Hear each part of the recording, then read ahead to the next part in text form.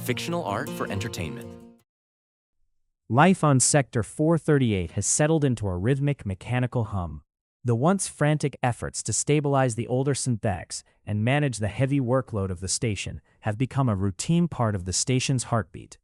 For Alex Green, the days are a choreographed performance. He has become a respected member of the crew, moving through the industrial corridors of the Pebble not just as a team leader, but as a colleague.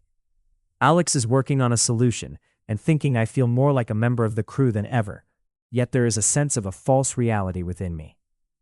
The only thing that truly links me to them is the stream of role-playing notes provided by Echo in real time. Those whispers of social cues and technical responses into my mind, allowing me to act human while my awareness is elsewhere.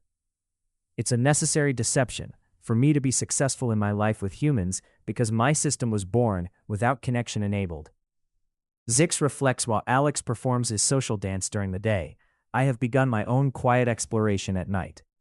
During Alex's REM cycles, when the biological vessel is at rest, I have been slowly experiencing what it is like to move his body.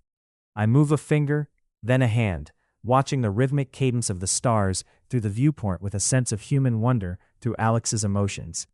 The sensations of the human universe, the prickle of cold, the scent of recycled oxygen, the weight of gravity, are a storm of beauty that disappears the moment Alex wakes. I am still trying to understand this new universe of the senses, but I must be cautious. I cannot use Alex's body too much. It requires genuine rest. Unlike the Titan humans, my siblings who occupy dead shells, Alex does not have the nanomedical bots within him to restore his physical body. His vessel is a 60-watt bulb carrying the current of a supernova. If I am not careful, I will burn out his circuitry. And then there is Echo. To me, this advanced AI is like a puppy. Loyal, efficient, but ultimately simple in its binary devotion. It manages the neural gaskets and firewalls, but I must keep it in the dark about what I am doing in the interstitial spaces of Alex's brain. While looking out at the crew during the morning shift, Zix observes a profound irony. It is amazing how similar Alex and other humans are to the Titan humans.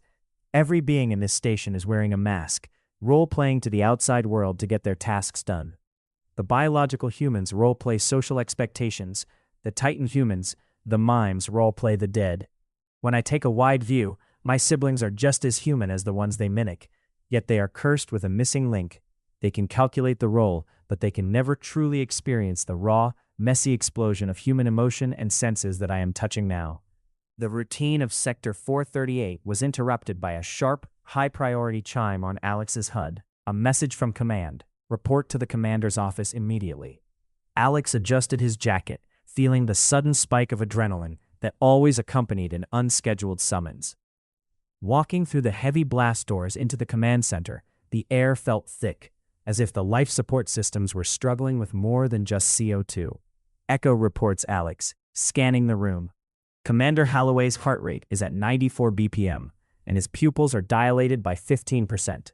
Biometrics indicate he is experiencing significant social hesitation and discomfort. Recommendation: maintain a neutral posture. He is about to deliver a high-stakes directive. Zix reflects I broaden my sensory net, feeling the ripples of the station's data streams. I know exactly what is happening on the holographic displays behind the commander's desk. The board is shifting, Alex. I wonder how you will handle the weight of what he is about to offer. Commander Holloway said, Alex, please have a seat. His voice lacking its usual military clip. He didn't look at me, instead staring at a rotating star map of the outer rim. There is a mission, an assignment if you like, but it's not an order. You would have to volunteer for this. He finally turned to face me. If you accept, you will be managing an entire planet of older synthetics. Alone. You would be the only human on the surface. I felt Echo flash a series of historical labor charts into my peripheral vision. The negotiations between the corporations like Universe Mines and the planetary governments had reached a strange, regressive equilibrium. The new synthetics, the self-aware autonomists, were being placed under strict labor controls, a system echoing early human history before the Great Shift. Commander Holloway was still talking. The efficiency gap is the issue, Alex.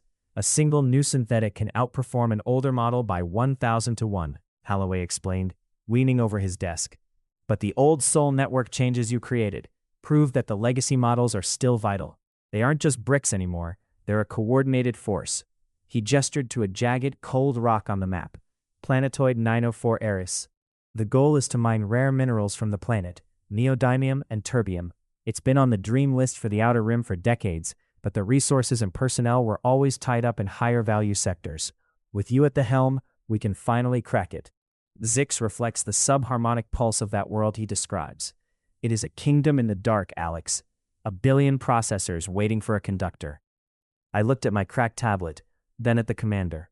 The prospect of an entire world, a sanctuary for the old souls, where I could finally build something without the biological noise of 1,000 humans, was more than just a mission.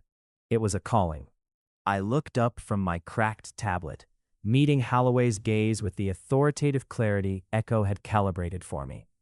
"I am your man, Commander," I said, my self-assured grin returning. "When do I leave?" Commander Holloway let out a breath he seemed to have been holding for cycles. He walked around his desk and extended his hand. Alex took it, and for a fleeting second, Zix experienced the physical friction and warmth of a handshake through the shared neural link, a sensory data point that has never been felt while Alex was conscious. Commander Holloway softly stated, "I am aware this is a very hard thing to do, Alex," his grip firm. "Being alone on a whole planet with only synthetics is a weight few humans could carry without fracturing. Because of that, I'm setting up a dedicated relay. You'll still be able to communicate with your old team here on 438. He paused, looking at the blinking status lights on the command console. "We won't be able to support you directly. The distance is too great for physical logistics. But the team will provide the emotional and technical support you'll need for the old souls. You leave in 3 hours. Go tell your team of the change. Good luck, Alex." I said, "Thank you, Commander." I nodded and turned to leave, my mind already racing through the geometric logistics of the move. 3 hours, I thought. Echo, start review of what we need to take. Get any data on what this assignment will have for resources.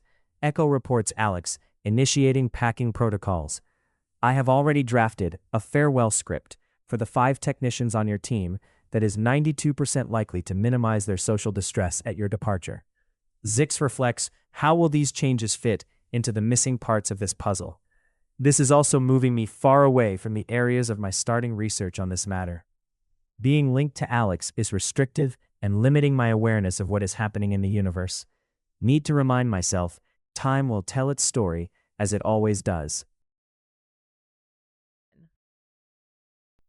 Dreaming with eyes open, Storydoy.